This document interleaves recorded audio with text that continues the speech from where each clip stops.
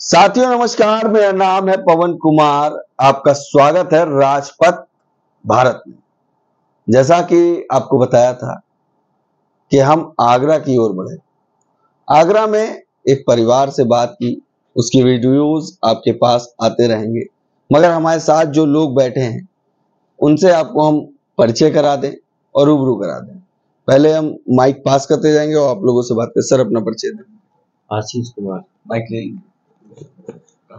आशीष कुमार, अवधपुरी, आगरा। मेरा नाम संजय सिंह, आगरा से हूँ मैं। मेरा नाम मनीष सोन है और मैं जीवनी मंडी आगरा से हूँ। जी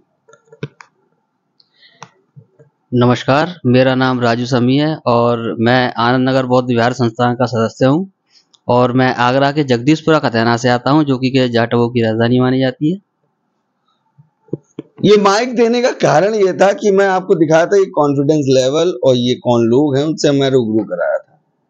अब बात करेंगे तमाम बिंदुओं पर। युवा बैठी है, युवाओं पे चर्चा होनी चाहिए। बहुजन राजनीति के आगे क्या परिचय है और बहुजन राजनीति किस ओर बढ़ रही है, तो तमाम बिंदुओं पे बात करेंगे। फिलहाल पहले हम आपसे बात करते हैं, किस विचारधारा को आप मानते हैं और क्यों मानते हैं? मैं अम्बेडकर विचारधारा को मानता हूँ और इसलिए मानता हूँ मैं अम्बेडकर विचारधारा को मानता हूँ और इसलिए मानता हूँ कि अम्बेडकर विचारधारा वो गरीबों, मजलूमों की एक विचारधारा है। वो गरीबों और मजलूमों के बारे में सोचती है। बस। आप विचारधारा में बताइए, विचारधारा पे कौन है ये? अम्बेडकर विचारधारा को मानने वाले लोग हैं हम, तो बहुजन समाज से आते हैं। एक्चुअली अम्बेडकर विचारधारा को लोग अलग अलग तरीके से अपने सोच सकते हैं, पर अम्बेडकर विचारधारा एक जो हमारे 85-15 जो कांसीराम साहब ने विचार दिए थे, तो अम्बेडकर विचारधारा वो 85% लोगों के लिए जो शोषित हैं, जो पीड़ित हैं, जो मजलूम दबे कुचले समाज से आते हैं, उनकी एक विचारधारा है जिससे उनको हक दिए गए। उनको तो क्या बाबा साहब की विचारधारा सिर्फ 85 की रहती? नहीं, बाबा साहब की विचारता हमारे सभी के लिए थी। उनका जो सोच थी वो सभी लोगों को एक साथ एक समता मूलक समाज की स्थापना करना था, जिसमें उनके कोई कास्ट ना हो, कोई धर्म, रिलीजन कुछ कोई ना हो, एक समता मूलक, एक आपस में भाईचारे के साथ सभी लोग आपस में एक इस देश में रहें और सभी धर्म सर्वोच्च हों। कोई किसी धर्म का कटाक्ष ना करे, कोई किसी धर्म के बारे में गलत ना बोले, हर किसी को रेस्पेक्ट मिले, हर किसी का सम्मान किया जाए। वो इसी को अम्बेडकर विचारधारा कहते हैं। ये जोड़ना सिखाती है, सभी को साथ लेकर चलना सिखाती है। और बाबा साहब ने इसीलिए एक संविधान की स्थापना की थी, जिससे हमारा देश चलता है और जिससे हमारे उन सभी दबे कुचले शोषित समाज लोगों को हक और अधिकार मिलता है। अच्छा, पढ़ने का, हर चीज का। आप बताइए। मैं पकड़ जी, जैसे कि आपने पवन जी सवाल किया कि आप किस विचारधारा को मानते हैं। विचारधारा, अगर हम बात करें विचारधारा की, तो हम अंबेडकर जी को मानने वाले हैं और अंबेडकर जी की विचारधारा, जैसे अभी बात हुई 1585 की नहीं, भारत में रहने वाले प्रत्येक उस नागरिक की है जिसको संविधान ने नागरिकता दी है। और हम समानता, बंधुत्व और भाईचारा वाली विचारधारा पर यकीन करते हैं और जिसकी भी अगर ऐसी विचारधारा रही है वो हमारे माननीय है, सम्मानीय है, चाहे वो किसी भी समाज के महापुरुष हों। तो ऐसी हमारी विचारधारा है, हम उसी विचारधारा को मानते हैं। आप बताइए। विचारधारा B.R. अम्बेडकर जी ने कहा है कि गरीब समाज जितना पढ़ लिख जाएगा उतना ही उसका विकास हो जाएगा। और आने वाले समय में, क्योंकि बाबा साहेब की एक विचारधारा ये रही है महिलाओं के लिए, गरीब शोषित वंचित लोगों के लिए, कि सब एक हैं, सब एक समान है। इस समय जो माहौल चल रहा है, जो राजनीति चल रही है अपने हिंदुस्तान के अंदर, मुस्लिम और हिंदू जो कर रखा है लोगों ने, आज कहीं ना कहीं इस चीज़ का लोग शिकार हो रहे हैं यहाँ हम बैठे हैं, वहां से करीब मैं समझता हूँ 1 किलोमीटर दूरी पर ही, और कुछ लोग आते हैं, बंदे का नाम पूछते हैं और उसे गोली मार देते हैं। वो किसी मोमडन समाज से होता है, और उसकी जिम्मेवारी कोई गौरक्षा करके, अब वो फेक वीडियो या क्या है, सोशल मीडिया बहुत चल रहा है, वो जिम्मेवारी लेता है कि हमने उसे मारा है, और आपने 26 मारे, हम 2600 मारेंगे। तो विचारधारा देखिए, सबका अपना अपना मत है, पर देश का माहौल खराब नहीं होना चाहिए।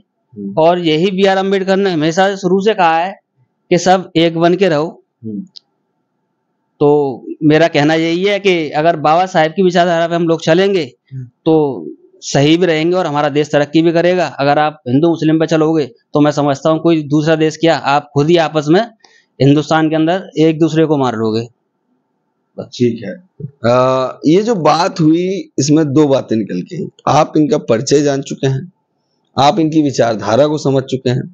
तो बहुजन आइडियोलॉजी की बात इन्होंने की और बाबा साहब को ये मानते, मतलब अम्बेडकराइट विचारधारा, जो नारा ही नहीं एक विचारधारा है, जय भीम एक नारा ही नहीं एक विचारधारा है, जिसको ये लोग मानते हैं। आज युवा हमारे साथ मौजूद हैं। ये युवा आपको सोशल मीडिया पे भी मिलेंगे, तमाम प्लेटफॉर्म पर लिखते मिलते हैं। जब बाबा साहब के ऊपर अपमानजनक टिप्पणी होती है या बाबा साहब की मूर्ति तोड़ी जाती है, लगातार इस तरह के जो मामले सामने आ रहे हैं, किसी बहुजन समाज या किसी कमजोर की आवाज ना उठते देखकर उनके लिए भी बोलते हैं। मैं बात करता हूं पहले आपसे, आज के समय में यूथ लीडरशिप जिस तरह से बढ़ रही है, तो कहीं आपको एक कोई डाइवर्जन दिख रहा है कि यूथ डाइवर्ट हो रहा है किसी तरीके से? यूथ एक्चुअली में आजकल का जो यूथ है, सबसे ज्यादा डाइवर्जन क्या होता है, अग्रेशन की तरफ मूव कर रहा है। वो विचारधारा को कम फॉलो कर रहा है। विचारधारा एक्चुअली उसकी समस्या भी बहुत कोसों दूर जाती जा रही है। आज का यूथ है जिस धर्म के मानता है, जय श्री राम बोलता है, वो जय भीम बोलने पर रहता है। एक्चुअली जय भीम और जय श्री राम है क्या, उनको नहीं पता है। उस विचारधारा से दूर चला जाता रहता है। ज्यादातर वो यूथ क्या है कि सोशल मीडिया पे जो देखते हैं उसके हिसाब से जो भी उनको लगता है, उनको एनालिसिस ही नहीं करते हैं। उन्हें पता ही नहीं होता है, उनको अपना इतिहास ही नहीं पता है, उनको उनकी हकीकत ही नहीं पता है कि विचारधारा है क्या एक्चुअली में उनको। और बिना और जैसे वो आपस में लड़ना झगड़ना वो सब उनका रहता है, क्योंकि विचारधारा को, जिसको विचारधारा की समझ होती है, तो उस विचारधारा को जब फॉलो करता है तो उसे पता होता है कि हमारा समाज कहाँ है, हम कहाँ हैं, हमें किस तरीके की भाषा का इस्तेमाल करना चाहिए, हमें लोगों के साथ किस तरीके का बर्ताव करना चाहिए। तो विचारधारा जो हमारी जो आजकल जय भीम और जो चलता है, तो जय भीम बहुत सारे लोगों में तो नहीं मैं अब अगर मैं मानूं तो जय भीम बोलने वाले बहुत मिल जाएंगे, बट सच में कांसीराम साहब को जानने वाले, अम्बेडकर हमारे माननीय अम्बेडकर साहब को मानने वाले भी, बोलने वाले सब मिल जाएंगे। सब उनके गुणगान गाएंगे, हम अम्बेडकर के फॉलोअर्स हैं, हम कांसीराम के फॉलोअर्स हैं। एक्चुअली उन्होंने क्या कहा था किसी को नहीं पता होगा। अगर मैं आज के यूथ में बहुत सारे लोगों को पूछूंगा कि कांसीराम के 5 उनके मेन मोटिव्स वो बता दीजिए। राजनीतिक तरीके से उन्होंने बोला, सामाजिक तरीके से जो भी शब्द थे उनके कि हमें क्या करना चाहिए, कोई भी यूथ आज की डेट में नहीं बोल पाएगा जय भीम के अलावा। तो डाइवर्जन हो रहा है, वो गलत दिशा में जा रहा है, और सबसे ज्यादा इसका नुकसान बहुजन समाज को तरफ है। आजकल जो यूथ में नए नए नेता आ गए हैं, उनको जय भीम करवाना है, उनको गलत तरीके से सड़कों पे तारना है, उनको उनके भविष्य से कोई वो नहीं है, उनके भविष्य के ऊपर अपनी राजनीति करना चाह रहे हैं।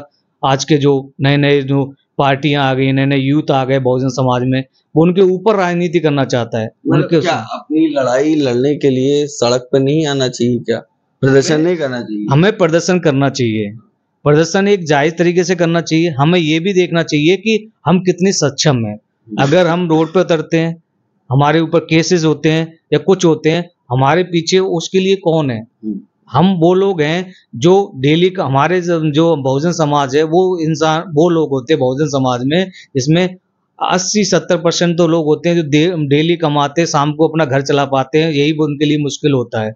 अगर यही यूथ तक अग्रेशन में अगर सड़कों पे आएगा, जो समझ ना हो, अननेसेसरी प्रोटेस्ट करेगा, दंगा करेगा, प्रसाद करेगा, रोड पे उतारेगा, तोड़ फोड़ करेगा, तो उन पे केसेस होंगे। उनका वो खर्चा कहाँ से आएगा? उनकी फैमिली कौन चलाएगा, कौन रन कराएगा?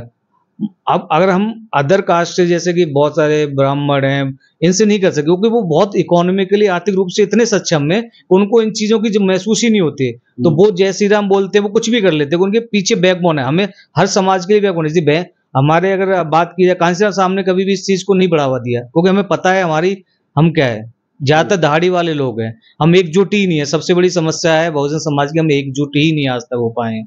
हम नाम सब कांसीराम साहब को फॉलोअर्स करते हैं, विचारधारा को, और आज हम एक मंच पर नहीं है किसी के साथ। मेरा सवाल ये है कि जैसे इन्होंने बात की, इस बात को मैं आगे बढ़ाता हूँ। रामजी लाल सुमन, आगरा का मामला है, उस पर जिस तरीके से उनके ऊपर आक्रमण हुआ, बसपा सुप्रीमो ने भी कहा कि ये गलत हुआ जो हो रहा है, तो क्या उस मामले से दिक्कत इस बहुजन समाज को हो रही है, या कहीं ना कहीं बहुजन समाज को डाइवर्ट किया जा रहा है? देखिए, रामजी लाल सुमन जी ने जो बयान संसद में दिया, वह बयान संवैधानिक तौर पर बैठे हुए व्यक्ति के मुंह से शोभा नहीं देता है, क्योंकि आप एक संवैधानिक पद पर बैठे हुए हो और उस पद की एक गरिमा होती है। जब हम संविधान की बात करते हैं तो संविधान का मतलब होता है सर्व समाज। अच्छा। और सर्व समाज का मतलब होता है कि सर्व समाज में जन्मे जितने भी महापुरुष हैं, उनका कहीं ना कहीं योगदान इस देश की धरती के लिए रहा है। और जो उन्होंने गद्दार शब्द जिस समाज को लेकर कहा, वो एक पॉलिटिकल शब्द था। बात तो हुई होगी नेता से, इतना बड़ा स्टेटमेंट ऐसे कैसे? हाँ, वो इतना बड़ा जो स्टेटमेंट है जो उन्होंने दिया है, मैं व्यक्तिगत विचार से कह सकता हूं कि वो सपा का दलित वोट को अपनी ओर प्रभावित करना था, क्योंकि रामजी लाल सुमन आगरा से हैं और आगरा में मुझे नहीं लगता है कि उनका एक बहुत बड़ा राजनीतिक प्रभाव आगरा के युवाओं पर हो या जिस समाज से वो आते हैं उस समाज पर हो। उनकी राजनीतिक जो पहचान थी, वो भी ऐसा लग रहा था कि उम्र के साथ साथ जाती जा रही है, और उस इमेज को दोबारा से बनाने के लिए उन्होंने ये जो बयान दिया वो गलत था। और उसके बाद उनके घर पर जो पथराव हुआ, उसको भी हम विरोध करते हैं, क्योंकि ये विरोध प्रदर्शन कहीं ना कहीं वर्तमान में भाजपा सरकार जो रही उनकी निगरानी में हुआ, क्योंकि उस दिन मुख्यमंत्री जी आगरा में ही थे। तो कहीं ना कहीं ऐसे बयान और ऐसे दंगे की आशंका, वो नहीं लगता है कि राजनीतिक बड़ी पार्टियां हैं सपा और बीजेपी, विपक्ष और पक्ष में तो मजबूत है। दोनों लोग मिल के खेल रहे हैं। जी बिल्कुल। अच्छा, कीबोर्ड मेरे पास है तो आपके पास। हाँ, आप कुछ कहना चाहते हैं? रामजी लाल सुमन जी का जो हमारा केस है, आजकल बोलते हैं ना, एक समाजवादी पार्टी एक टर्म यूज करती है दलित सांसद के ऊपर हमला। तो मैं उन्हीं रामजी लाल सुमन ने या फिर समाजवादी पार्टी के जितने भी वो फॉलोअर्स हैं, मैं उनसे एक ही सवाल करना चाहता हूँ। जब मुलायम अखिलेश जी की सरकार थी, प्रमोशन में आरक्षण का बिल फाड़ा गया था, और हमारे लोगों का जो हमारे महापुरुष हैं, जिनको फॉलो कर, जिनकी वजह से हम सांसद बनते हैं, जिनकी वजह से हम विधायक, सांसद, मंत्री तक बनते हैं, पद आज की डेट में मिलता है, मजबूरी होती है दूसरी पार्टियों में देने के लिए, तब वो महापुरुषों के नाम बदले गए, जिलों के नाम बदले गए, और हमारा प्रमोशन बाद से बिल फाड़ा गया और डिमोशन किया गया। बहुत कितने कर्मचारियों का डिमोशन किया गया उनके पद से, और ऐसी बहुत सारी चीज़ें हुई। तब ये हमारे अभी प्रमोशन में आरक्षण का भी मुद्दा चला था, आप संसद में थे, आपका अखिलेश रामजी लाल सुमन ने आज तक किसी पर, आज तक हमने ऐसा प्रोटेस्ट या कोई स्पीच आज तक देखी नहीं है कि दलित सांसद, दलित के मुद्दों पे कभी हमने उनको बोलते हुए नहीं देखा, खुद की सरकार में उत्तर प्रदेश में रहते हुए। मतलब आप कहना चाहते हैं ये जो लोग हैं, इनको चुनाव आने के वक्त इनको इस्तेमाल किया जाता है?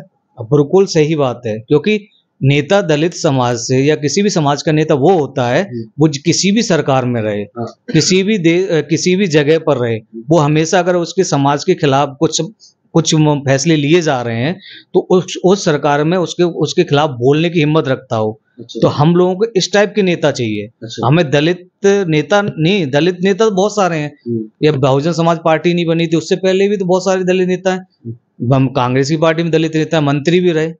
क्या वो खुल के उस तरीके से डिसीजन कर पाए, राष्ट्रीय अध्यक्ष ले पाए? राष्ट्रीय अध्यक्ष भी रहे, आज की देख लो खड़गे जी, अगर राहुल गांधी आते हैं तो सीट से उठा दिया जाता है कमरे के बाद वो कम- उधर एक हाँ, फोटो वायरल हाँ। हुई थी। अब राष्ट्रीय किसी एक नेशनल पार्टी के राष्ट्रीय अध्यक्ष होते हुए आपकी ये स्थिति है।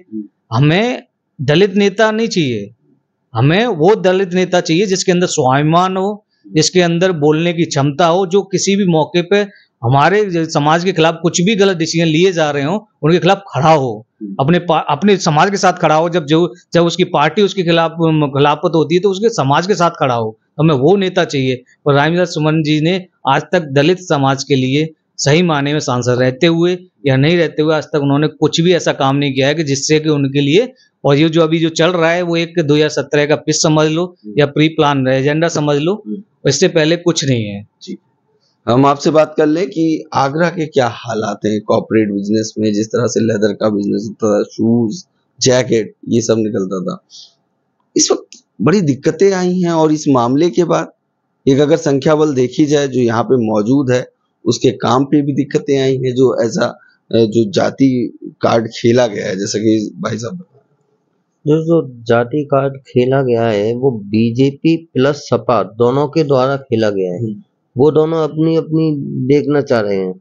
सपा बीजेपी ये सोच रही, सपा ये सोच रही कि दलित हमें मिल जाए, बीजेपी ये सोचती है कि सब मुस्लिम और सपा के मुस्लिम और दलित के बीच हुआ है। हाँ भाई, जब एक बात बताओ, महापुरुष किसी भी जाति का सही और किसी भी धर्म का सही महापुरुष होता है। हाँ, उसके बारे में बोलना क्या गलत क्यों बोला? हाँ, आप एक संवैधानिक पद पर बैठे हुए हैं। हाँ, रामजी लाल सुमन जी एक संवैधानिक पद पर हैं, राज्यसभा सांसद हैं, आप ऐसी स्पीच दे रहे हो संसद के अंदर, पहली बात तो आप वो गलत है। दूसरी बात, कर्दी सेना वालों ने जो हमला किया वो भी गलत है। भाई, आप संवैधानिक पद पर बैठे हुए हो, वो भी जब आपका चीफ मिनिस्टर मात्र 200 मीटर की दूरी पर आपके से हो, तब इतना बड़ा हमला हो रहा है। इसका मतलब क्या है? आपका कहना है और शायद आप भी इसी बात से वास्ता रखते हैं। जी, सही बात है, क्योंकि जंगल राज चल रहा है। और जो अभी भैया ने कहा वो सही है कि मात्र 600 मीटर की दूरी पर राजा मंडी में योगी आदित्यनाथ जी आए हुए थे, और उसी समय हरि पर्वत जो चौराया है वहाँ ये लोग बुलडोजर लेकर के आते हैं और काफ़ी तोड़फोड़ करते हैं, कुर्सियाँ, पुलिस वाले जख्मी हो जाते हैं। और कर्णी सेना बोलते हैं कि हमने ऐसा कुछ नहीं किया, पर सही मायने में बात यह है कि वो पूरे तरीके से आए थे, और अगर रामजी लाल सुमन उनके हाथ लगते तो शायद उनकी मृत्यु हो सकती थी।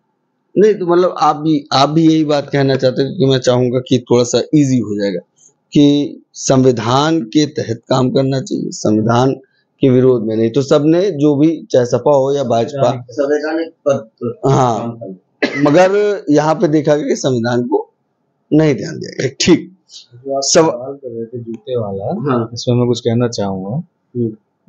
एक्चुअली जब बसपा की सरकार थी, छोटे छोटे काश्तकारों को जूता का आगरा में बहुत बड़ा पहले काम चलता था। आज की डेट में कहीं ना कहीं छोटे छोटे कारखाने, छोटे छोटे काश्तकार वो खत्म होते जा रहे हैं आगरा के अंदर। और यहाँ पर बड़े बड़े लोग जो बिजनेसमैन हैं वो उनका कब्जा होता जा रहा है। उनकी रोजी रोटी तक बड़ी समस्या हो गई है। आज की डेट में जूता कारखाने छोटे छोटे घरों में चलते थे, अपना जीवन यापन करते थे। इसके लिए बहन जी ने अपनी सरकार में बहुत उनके लिए काम किए थे। उन्होंने जूता मंडी भी बनवाई थी, जिसमें एक दुकानें, छोटी छोटी दुकानें जिसमें प्रदर्शनी हो, बाहर से लोग आए, जिसमें वो प्रदर्शनी लगे और कोई भी छोटा काश्तकार हो उसको भी एक स्लॉट दिया जाए, वहाँ पर अपना वो काबिलियत से उस चीज़ को दिखा सके, जो उसको ऑर्डर मिल सके, इसमें किसी का कमीशन सिस्टम ना हो। पर वो आज जूता मंडी की हालत देखोगे तो बहुत बुरी स्थिति में है। जब से सपा सेलर से हाँ बाहर सीधे कोई इंटरमीडिएटरी खत्म हो जाए, उनके विचारों को जो एक्चुअली में वो हैं उनको उनका पूरा हक मिले। इसके लिए बहन जी ने इनको सबसे बड़ी चीज जूता मंडी भी दी। उसके साथ उन्होंने कहा कि अब किसी काम को करने के लिए आपको रॉ मटेरियल की जरूरत होती है, तो रॉ मटेरियल के लिए बहन जी ने लेदर पार्क बनवाया था, एक जमीन आवंटन की थी और लेदर पार्क, जिससे कि उनको आसानी हो किसी चीज के लिए। बाहर से कहीं से माल लेकर आते, महंगा पड़ेगा तो महंगा जाएगा, तो उनको दिक्कत होती है। बसपा ने कहीं ना कहीं सामाजिक के तौर पर जिसको हमारे जैसी सपा सरकार आई तो वो जूता लेदर पार्क इन्होंने खत्म कर दिया, जूता मंडी की बात करती। और तो और छोड़िए, हमारा जो ISPCS कोचिंग सेंटर है वो भी इन्होंने ठप कर दिया। अच्छा, अब आते हैं, ये सवाल मैंने इसलिए लिया क्योंकि अब मैं यूथ पॉलिटिक्स की बात करूंगा, आप लोग यूथ हैं। अखिलेश यादव, राहुल गांधी जैसे नेताओं के बीच में कौन सा जो बहुजन यूथ लीडर है आने वाले भविष्य में बेहतर विकल्प दिख सकता है? आप आकाश भैया।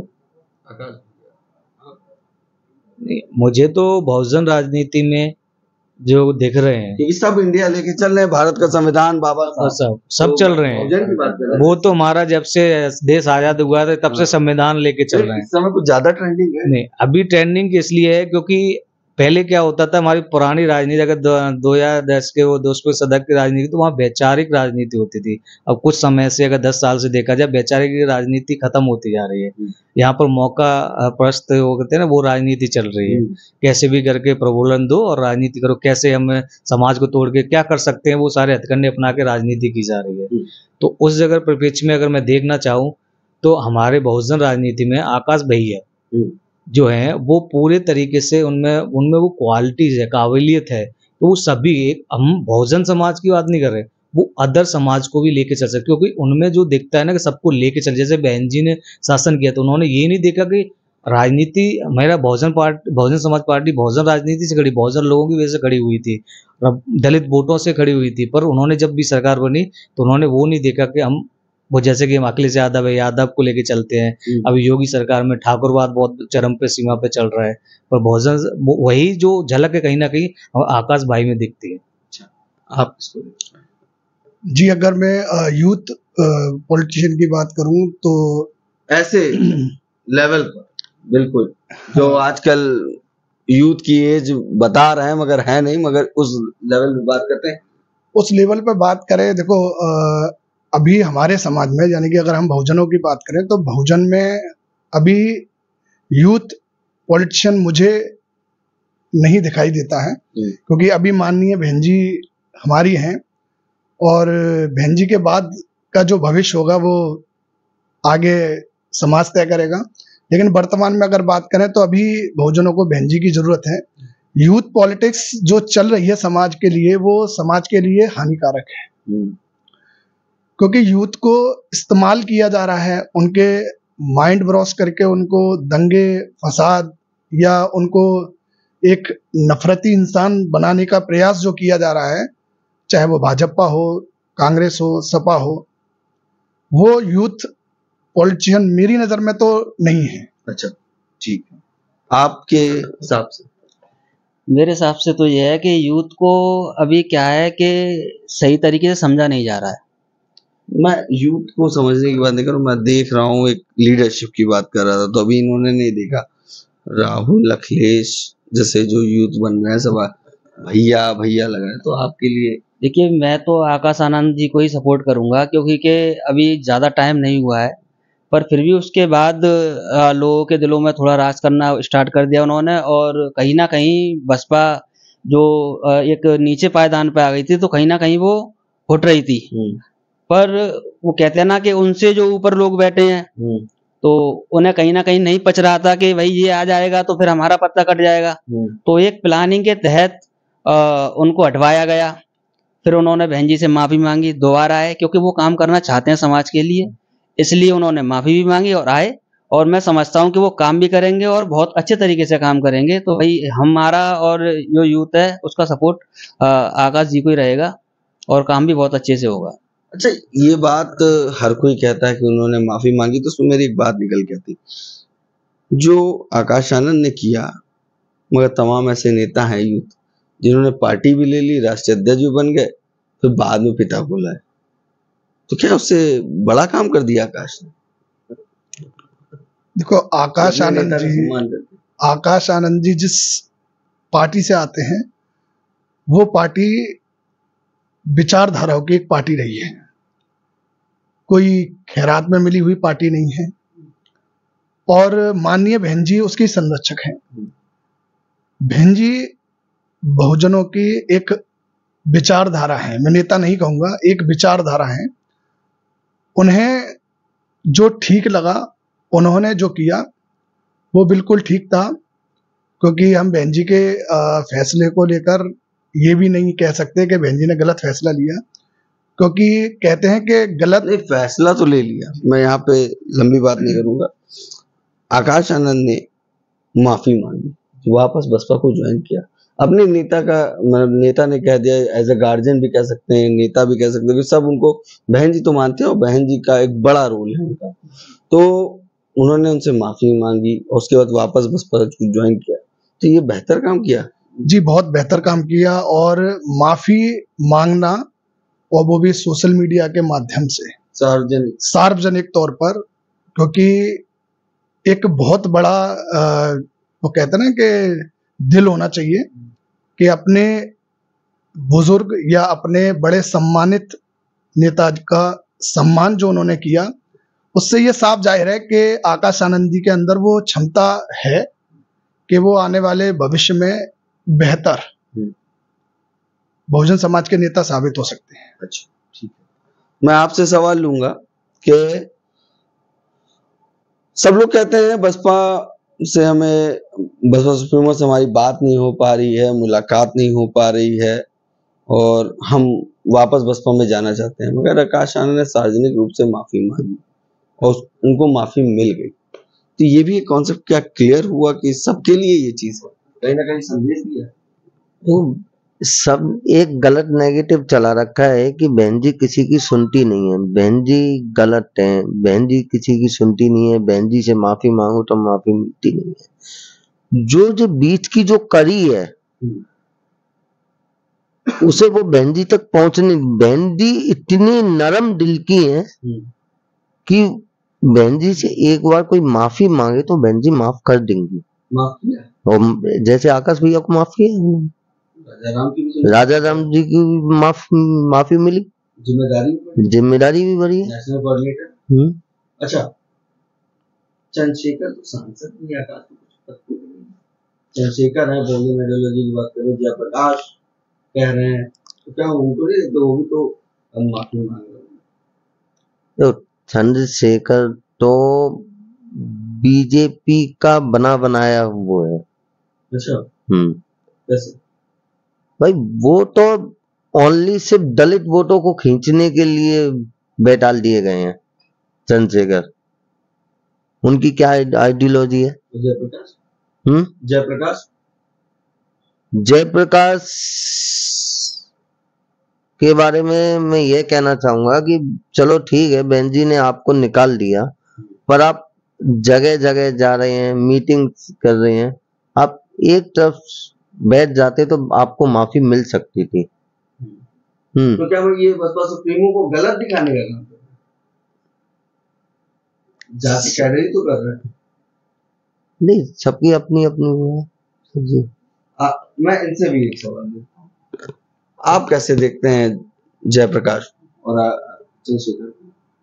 चंद्रशेखर तो एक्चुअली में जयप्रकाश चंद्रशेखर में बहुत फर्क है।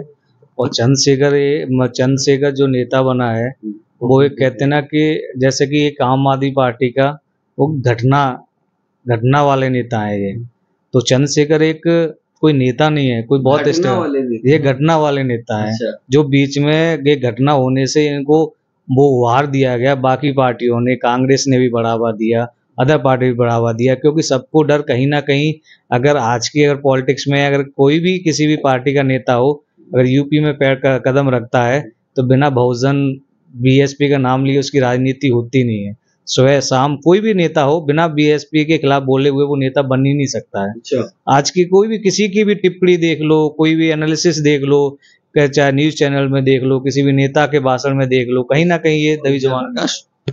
जयप्रकाश में क्या है कि कहीं ना कहीं अगर पुराने केसेस उनकी स्टडी की जाए, उनमें बहुजन एक्चुअली सबसे बड़ी चीज क्या है कि बहुजन राजनीति में लंबे टर्म में जो नेता बनता है ना, नेता बनने के लिए इसमें संयम होना बहुत जरूरी है। उसमें एक महत्वाकांक्षा का उदय होना, महत्वाकांक्षा नहीं इतनी होनी चाहिए जो बहुजन राजनीति को। बहुजन राजनीति वो नहीं है कि जैसे कि अखिलेश ने गया कि मुझे अध्यक्ष बनना है, मंच पे बैठ के लड़ाई। आप कह रहे हैं महत्वाकांक्षा में 650 करोड़ वाली वीडियो जो उन्होंने खुद डाली थी। हाँ, मैं तो उनमें बहुत कहीं ना कहीं कुछ वीडियो ऐसे आते कभी कभार, उनमें जैसे लगता है कि हाँ थोड़ा सा अच्छा काम कर रहे हैं, बीच में आते हैं ये बहन जी के खिलाफ ये हो जाएगा, मैं वो कर दूंगा, ये कर दूंगा, उनमें कहीं ना कहीं वो महत्वाकांक्षा बहुत, कहीं ना कहीं अंदर ऐसा लगता है कि महत्वाकांक्षा है उनको, जल्दबाजी में मतलब कुछ ना कुछ जल्दबाजी में कुछ बड़ा नेता बनना है। अच्छा, हाँ, उनमें संयम और उस चीज की कमी तो कह रहे हैं संयम है, वो भी बर्दाश्त कर रहे हैं। संयम क्या है कि अगर उनके कहीं ना कहीं टिप्पणी दी गई या 2 बार 6 महीने संयम रखते हैं, फिर कहीं ना कहीं गलत ऐसी टिप्पणी कर देते हैं उनकी वीडियो में, कहीं ना कहीं वो चीज रिफ्लेक्ट हो जाती है, क्योंकि वो दिखती है कि कहीं ना कहीं इनमें वो टीस है। वो चाहते हैं कि, क्योंकि कहीं ना कहीं अगर उनका एक जिसकी वजह से निकाला गया था, तो उनमें जो भाषण था, अगर सही से अगर जहाँ पे लोग थे जिनसे मिलता है सुनने के लिए, कि उनमें बहुत जल्दी वो ये समझने लगे कि मैं ही राष्ट्रीय अध्यक्ष हूँ उनकी वहाँ के, क्योंकि बहुत जल्दी से किसी चीज पे डिसीजन नहीं लेना चाहिए। मतलब मैं की भावना, मैं की भावना, ये सबसे बड़ी बहुजन राजनीति मैं की भावना से चल ही नहीं सकती है। ये बहुजन राजनीति, बहुजन महापुरुषों का वो मिशन होता है, बहुत से दबो किशोरों का वो होता है। यहाँ पर मैं की भावना वाले नेता ज्यादा दिन तक टिक नहीं पाते हैं। अभी राजनीति में अभी उन्होंने नया पार्टी का वो चला था उनका, बहुत फील्डिंग हुई, आगरा में भी आए। तो गलत खबर है?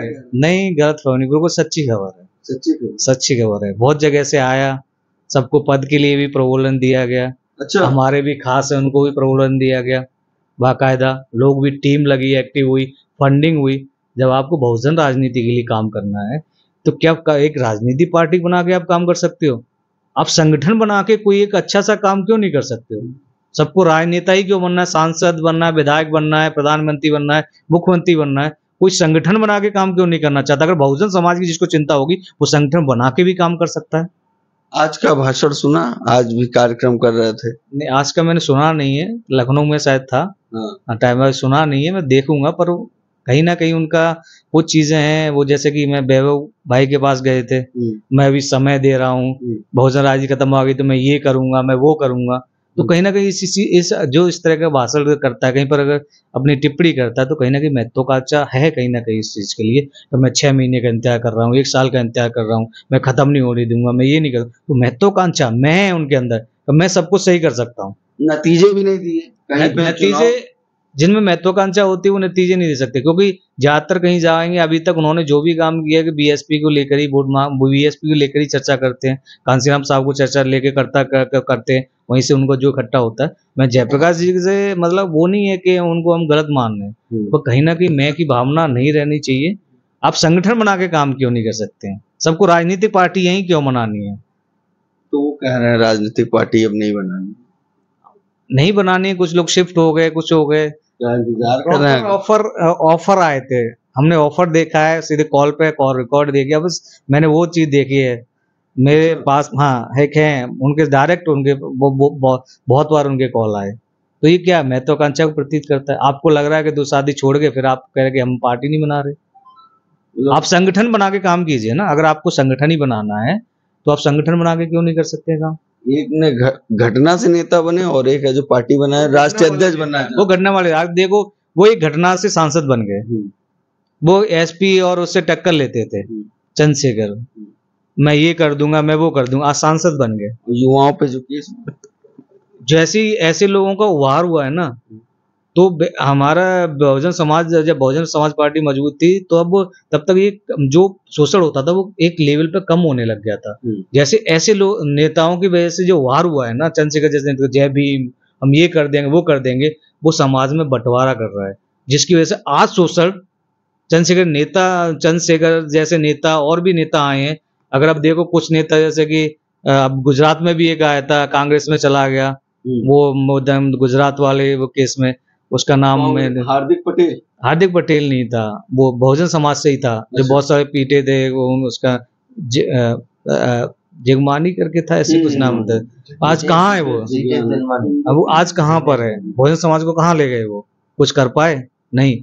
ये लोग क्या है कि अपनी महत्वाकांक्षा के लिए समाज को गड्ढे में सरातल में होकर अपनी राजनीति करना चाहते हैं, अपने आप को स्थापित करना चाहते हैं। जैसे स्थापित हो जाते हैं उस समाज को उस लेवल पर वो पीछे धकेल देते हैं।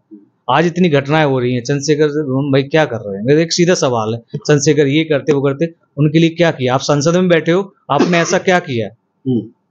आप बताइए, ऐसे मुद्दे बताइए जिसके लिए जो हमारे हम फेस कर रहे हैं। आपने वहां धरना प्रदर्शन तो कर, कहाँ कर रहे हैं? धरना प्रदर्शन कर रहे हैं, युवाओं के द्वारा करवाया जा रहा है सब जगह। युवाओं के तो वही है ना, वो तो सांसद बन गए, जो युवा है आज, जिसको रोजगार की जरूरत है, जिसको शिक्षा की जरूरत है, उसको अगर रोजगार शिक्षा नहीं मिलेगी तो क्या करेगा?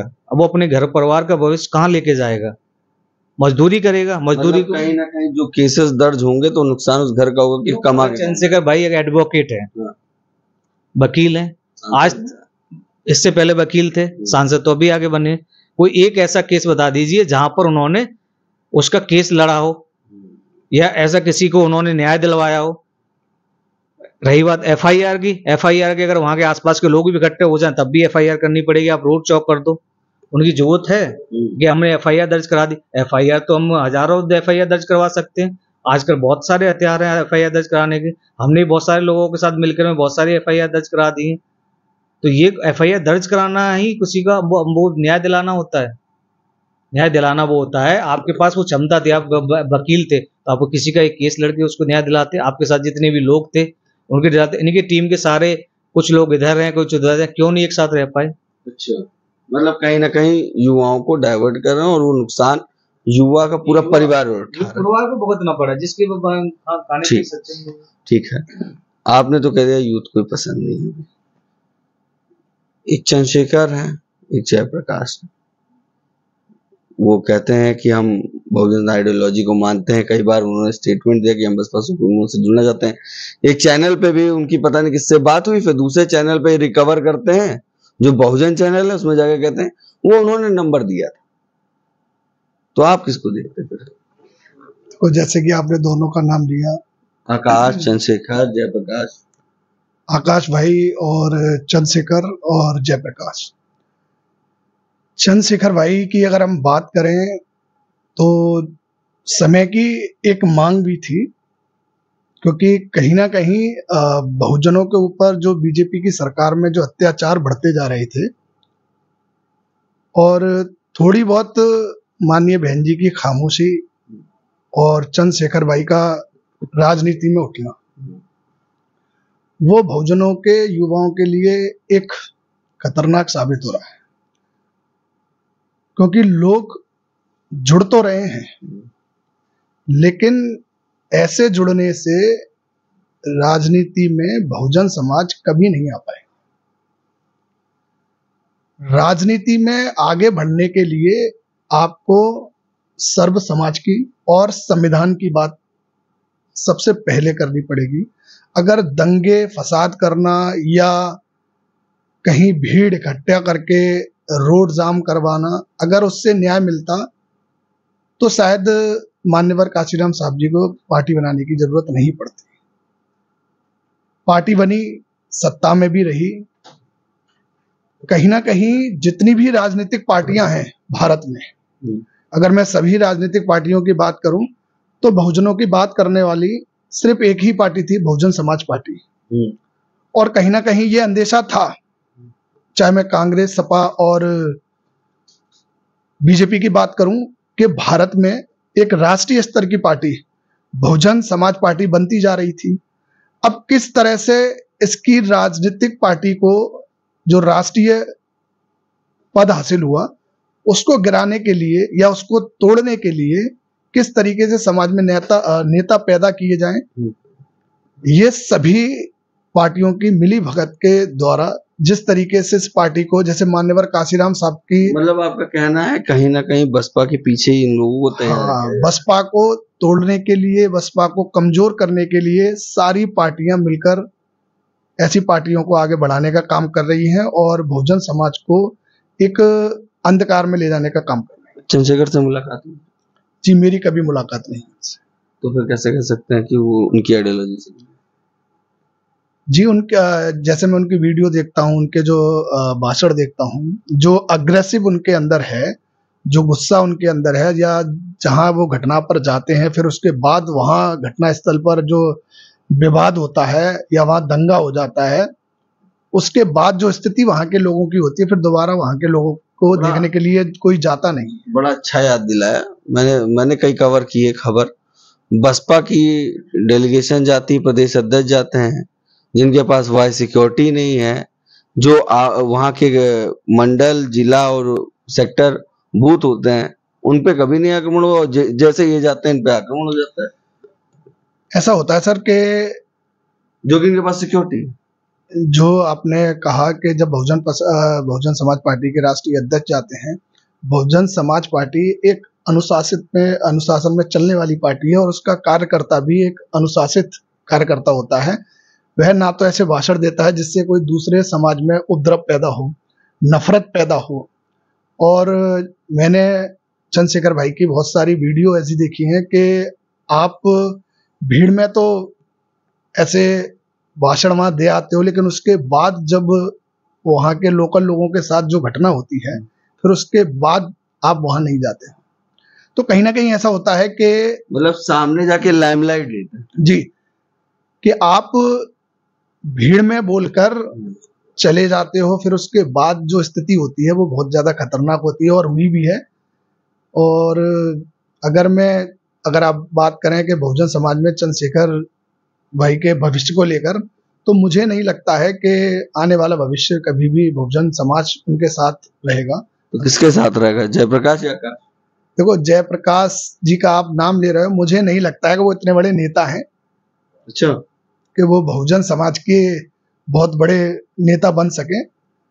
उन्होंने बहुत मीटिंगें की, कैडर किए, और उसके बाद जो खबरें निकल के आई कि साहब के सरकारी लोगों की उन्होंने जो टीम बनाई, उनसे जो फंड इकट्ठा किया और उन्हीं से उन्होंने तो मिशन को मजबूत करने के लिए क्या? नहीं, मिशन सर मजबूत क्यों नहीं हुआ? क्यों सर फिर बहुजन समाज पार्टी का स्तर और वोट गिर गया? वहां पे जाके ये लोगों को तोड़ रहे हैं।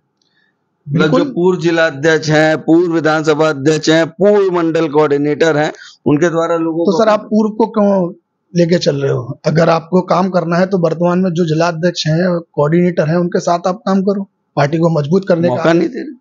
नहीं, तो मौका नहीं दे रहे हैं तो मौका तो आपको फिर भी नहीं दिया जा रहा है, तो आप पूर्व को लेके क्यों चल रहे हो? अगर वो पूर्व जितने भी थे, अगर वो पार्टी को मजबूत करने का काम कर रहे थे तो पार्टी मजबूत क्यों नहीं हुई? वो पूर्व इसलिए हुए ना कि उन्होंने पार्टी में रहकर काम नहीं किया, उन्होंने अपनी वर्तमान एक पार्टी बना के जोड़ने का काम किया, जैसे कहा उन्होंने। हाँ, उनकी मास्टर प्लानिंग तो यही थी, लेकिन वो उसमें असफल हुए, क्योंकि अब बहुजन समाज जाग गया है और यूथ अब अच्छे तरीके से समझ गया है कि कौन बहुजनों का सच्चा हितैषी है। यहाँ पर बसपा सुप्रीमो का भी एक बड़ा लगाव रहा है, आकाश आनंद भी आया, मैंने कवर भी किया था। तो क्या आकाश के साथ जा सकते भविष्य में? जी, कौन? आकाश आनंद के साथ लोग जा सकते हैं? आपने देखा वो कार्यक्रम जब हुआ था? जब आकाश आनंद जी को जिम्मेदारी मिली थी तो उनके जो भाषण थे और उसमें जो थोड़ी गर्माहट थी, वो यूथ उसको पसंद कर रहा था, क्योंकि बहन जी एक अनुभवी नेता हैं और आकाश जी एक गरम हमारे जैसे युवा हैं, और उनके भाषण में कहीं ना कहीं वो झलक दिखाई दे रही थी। एक उम्मीद जाग गई थी कि अब आकाश भैया आएंगे और हो सकता है कि पार्टी में बहुत बड़े मानवाकांक्षी राम साहब का जी, और उनके उनके जो भाषण मैंने वीडियो में देखे, उन्होंने जो पार्टी की कमियां थी, जो एक गली में रहने वाला कार्यकर्ता जिस चीज से दुखी था, उन्होंने इतने बड़े मंच से वो बातें कही, तो उससे कहीं ना कहीं लगा कि नहीं, इनका राजनीति में आना और बहुजन समाज पार्टी को मजबूत होना। ओके, मतलब आप कहना चाहते हैं कि आकाश उन मुद्दों को सामने रख रहे थे, उन बातों को रख रहे थे जो आम जनमानस कहना चाहता है, मगर राजनीतिक ताकत दूसरी पार्टियों के होने के बावजूद वो कह नहीं पाते। नहीं, बहुजन समाज पार्टी में जो गलत लोगों की भीड़ इकट्ठा हो गई है और जो जमीनी स्तर पर काम नहीं कर रही है, जिससे जमीनी स्तर का कार्यकर्ता उन पदाधिकारियों से परेशान है, उन्होंने अपनी ही पार्टी के पदाधिकारियों के लिए जो बात कही थी, उस बात से जमीनी स्तर पर यह असर होने लगा था कि कहीं ना कहीं आकाश आनंद जी का बहुजन समाज पार्टी में आना एक बहुजन समाज पार्टी को एक ऊपर ले जाने का काम कर सकता है। मतलब ये कह सकते हैं कि आकाश आनंद जिस बात को कह रहे थे, वो जो आम जो समर्थक है वो पसंद कर रहा था, उनको यही मांग थी। बिल्कुल जी। आपसे बात कर लूं कि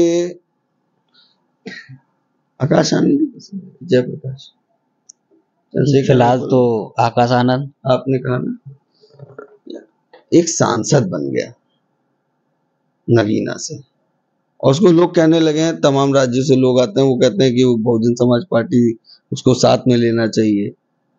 पार्टी का बढ़िया विकल्प है। अब वो बात अलग है, भारतीय जनता पार्टी का एक वीडियो वायरल, उसमें हनुमान कहा गया, तो भाजपा के साथ थोड़े ना, तो स्ट्रेटजी वो भाजपा के साथ।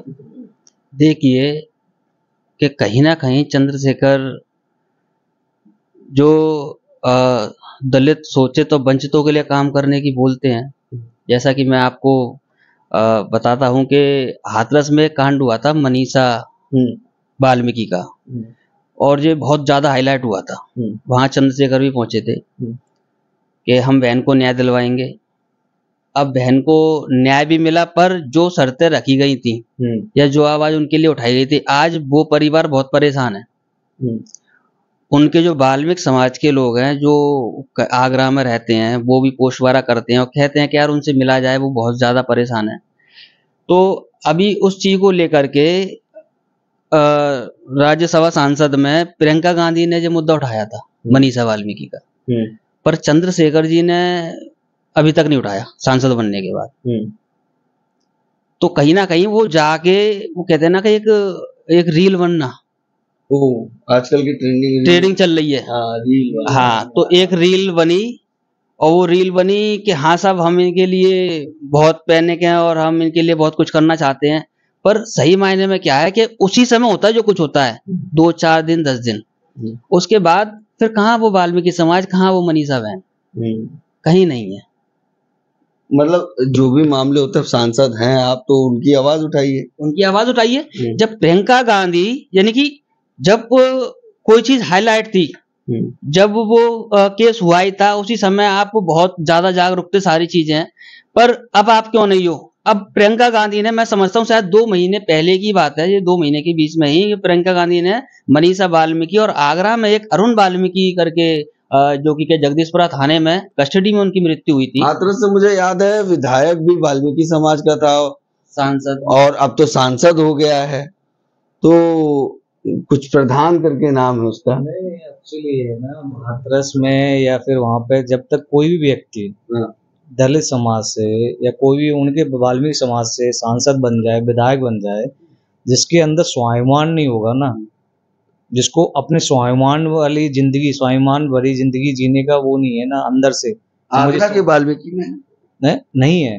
तभी आप वाल्मीकि समाज क्यों हाशिए पर है। अब रही बात इसकी, आप बात कर रहे हैं दिलेर है, वहां के उनके पापा जी सांसद रहे 7वां लगातार हाथरस से, दिलेर, वो आज भी अपने समाज को क्या समझ, वो आज भी किसी भी जगह पे जाते हैं, अदर ब्राह्मण समाज, ठाकुर समाज, किसी के समाज पे उनके पास जाते हैं, तो वो गेट के बाहर वो अपना एक चाय पीने के लिए, लोटा पानी पीने के लिए टट पर लेके बैठते हैं। तो हमें ऐसे सांसदों की जरूरत है, ऐसे लोगों की जरूरत है जिनका खुद का ही स्वाभिमान नहीं है। वो अपनी पीढ़ी को क्या स्वाभिमान दिलाएं, क्या न्याय दिलाएंगे। अच्छा, ठीक है। मैं यहाँ पे एक सवाल कर रहा था कि अब चंद्रशेखर पे आपने बता दिया, जयप्रकाश क्यों नहीं, आपके नजर से देखिए आप क्यों नहीं पसंद कर रहे? एक्चुअली क्या है कि जब जयप्रकाश जी आगरा आए थे तो मैं उनसे मिला था, और मैं आपकी भी, मुलाकात हुई? हाँ, मैं भी काशीराम करके उन्होंने मिशन काशीराम करके उन्होंने, उसमें मैं जिला उपाध्यक्ष का मुझे पद दिया गया। पर कहीं ना कहीं जब कोई मिशन होता है ना, तो उस मिशन के लिए तरीके से लगाया जाता है, सब कुछ अपना छोड़ के लगाया जाता है, ना कि वो मिशन सिर्फ इसलिए होता कि हम रथ निकालेंगे, जैसा कि उन्होंने रथ निकाला। मैं उस रथ में भी मौजूद था, वहां पे भी मैं गया था, और उनके साथ जो लोग मौजूद थे ना, वो कहीं ना कहीं वही लोग थे जिन्हें जयप्रकाश जी की वापसी से फायदा लेना था। जयप्रकाश की वापसी, हाँ, वापसी अगर उनकी बसपा में होती है तो कहीं ना कहीं वो उनके साथ इसलिए थे कि उन्हें फायदा लेना है। फायदा तभी तो लेंगे जब कोई कह रहा होगा कि मुझे मौका मिल रहा है, बहन जी से मेरी बात हो रही, यानी ये बात वो कह रहे हैं। हाँ, नहीं, एक्चुअली क्या वो ये दिखाना चाह रहे थे कि देखो हम बसपा के लिए काम कर रहे हैं। अच्छा, बहन जी का कहीं कोई मना नहीं है, आप कर रहे हैं, पर बीच में उन्होंने क्या है कि चंदा वगैरह लेना स्टार्ट कर दिया था, तो उसका भी माननीय बहन जी ने विरोध करा था कि नहीं, ये तरीका ठीक नहीं है। और कोई भी, क्या बसपा के नाम से ले रहे थे? कांशीराम जी के नाम से तो ले रहे थे ना, मैं भी कांशीराम, यही तो संगठन चला रहे थे। मैं भी कांशीराम, अच्छा, यही तो एक संगठन चल रहा था। मतलब बसपा सुप्रीमो कहती मैं शिष्य हूँ, और जयप्रकाश जी कह रहे मैं भी कांशीराम, ये तो वही बात होगी, राहुल गांधी कह रहे हैं आई एम अम्बेडकर। तो ऐसे कैसे हो जाएगा? मैं समझता हूँ कि अब जो राहुल गांधी जी आई एम अम्बेडकर बोल रहे हैं, मैं शायद वो उनके पैर के नाखून के बराबर भी ना हो। नहीं, जयप्रकाश की यहाँ बात हो रही है ना मेन। हाँ, और रही बात जयप्रकाश जी की, तो देखिए मान्यवर साहब, जैसा कि मैं समझता हूँ कि इन लोगों ने क्या है, मान्यवर साहब का नाम नीचे डुबाना का जनी डुबोया है। हाँ। वो किस लिए कि आज भी कोई भी बोलता है तो उनका नाम ले ना ले, मान्यवर कह दे तो लोग समझ जाते हैं कि हाँ ये किन की बात कर रहे हैं। पर आज क्या है, आजाद समाज पार्टी में आजाद समाज पार्टी काशीराम, मतलब मान्यवर जी वगैरह कुछ भी नहीं है, सिर्फ काशीराम। यानी यहाँ पे ये बात कह सकते हैं कि बसपा सुप्रीमो उनके लिए, आप लोगों के सामने कहा उन्होंने मैं भी कांचीराम, तो बसपा सुप्रीमो उनके लिए छोटी नेता होगी क्योंकि वो शिष्य हैं। और आकाश आनंद मानवीय साहब का तो सम्मान करते हैं, उन्होंने बसपा सुप्रीमो को भी अपना आदर्श बताया, तो क्या आकाश आनंद बेहतर? देखिए आकाश आनंद तो बेहतर है। मैं उसी टॉपिक पे आता हूँ कि कहीं ना कहीं बाबा साहेब को चलाने वाले मान्यवर काशीराम साहब थे। मान्यवर काशीराम को चलाने वाले, उनके विचारधारा को चलाने वाली बसपा सुप्रीमो, और बसपा एक पार्टी है। और जो नई नई पार्टियां बनी है, मैं समझता हूँ कहीं ना कहीं वो मान्यवर साहब का नाम खत्म कर रही है। पार्टी का ऑफर आया था जयप्रकाश? नहीं, पार्टी का तो खैर कोई ऑफर नहीं है। चल रही थी बात? नहीं, ऐसा कुछ नहीं। नहीं मतलब जयप्रकाश ये लोगों में परिचय कर रहे थे क्या कि ये आगे भविष्य में पार्टी? हाँ, यानी कि उन्होंने एक जब अभी मैं समझता हूँ करीब 1 साल पहले की बात है, जब वो आगरा आए थे यहीं अपने फतेहाबाद रोड पर, तो उन्होंने कहा कि हम गांव-गांव जा कर के और मीटिंगें करेंगे, पर ऐसा कुछ नहीं हुआ। क्योंकि कि अब देखिए, अब अगर आप करोगे और बसपा के लिए कर रहे हो तो कुछ करना पड़ेगा, सिर्फ वीडियो से ही काम नहीं चलेगा। हम माइक पे आके कुछ भी बोल रहे हैं कि हम ऐसा करेंगे वैसा करेंगे, गांव में जाएंगे और लोगों को जोड़ेंगे, तो ऐसा कुछ नहीं। आकाश आनंद की जब एंट्री हुई थी तो उन्होंने कहा था 650 करोड़ बचाने के लिए, बहन जी ने आकाश को उत्तराधिकारी बनाया। तो यहाँ पे महत्वाकांक्षा क्या थी? उनके भी मन में पैसे से थी, यानी बहन जी से नहीं। बसपा सुप्रीमो आज चाहे तो गृह मंत्री या रक्षा मंत्री बन सकते हैं, गठबंधन कर लें, क्योंकि जिन नेताओं के सांसद ने, विधायक ने, जिनकी कोई फॉलोइंग नहीं, उनको आज कैबिनेट मिल रहा केंद्र में, तो बसपा सुप्रीमो को भी मिल सकता है। उन्होंने सौदा नहीं किया, मगर इनके मन में तो लालसा पैसे की। हाँ, देखिए बिल्कुल हो सकता है, क्योंकि के जो इन्होंने मूवमेंट चलाया, कि मैं खुद इस बात को कहूँगा कि लोग इन्हें चंदा वगैरह, मतलब कुछ सहयोग के लिए राशि देते थे, और मैंने खुद भी जयप्रकाश जी को कहीं ना कहीं कुछ दिया ही, मतलब एक चंदे के रूप में। अच्छा। तो, हाँ। किस लिए? हमारे साथ एक युवा जुड़े हुए थे, तो बोलते कि नीड है या कुछ भी XYZ, क्योंकि के अब जब किसी मिशन का काम चलता है तो वो किसी के घर से तो चलता नहीं, कहीं ना कहीं समाज सपोर्ट करता है, तभी चीजें आगे बढ़ती हैं।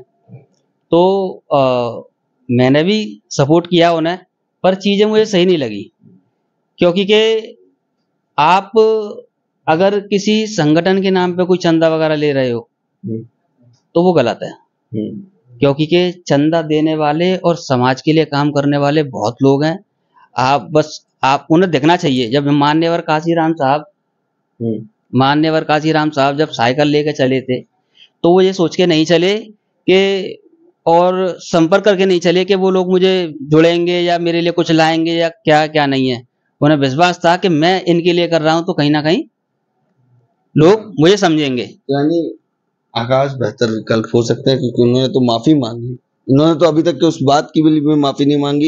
इनका कहना है कि हम तो बसपा सुप्रीमो का आदर्श मानते हैं। तमाम जो देखा जा रहा है, ये हमारी बात हुई युवाओं से, तमाम बिंदुओं बात हुई। समय ज्यादा हो रहा है, समय कितना हो रहा है? 11 बज गए हैं रात के। तो राजपथ पूरा समय दे रहा है, इसीलिए वीडियो आपके पास भेजने में समय लग रहा है, और रात के 11 बजे हैं, सुबह के नहीं। हम लोग कोशिश कर रहे हैं मुलाकात करें, इन लोगों से मुलाकात हुई, तमाम बिंदु बात हुई। कैसा लगा हमारा वीडियो कमेंट करके जरूर बताइएगा। बाकी बने रहे राजपथ बात के साथ। धन्यवाद।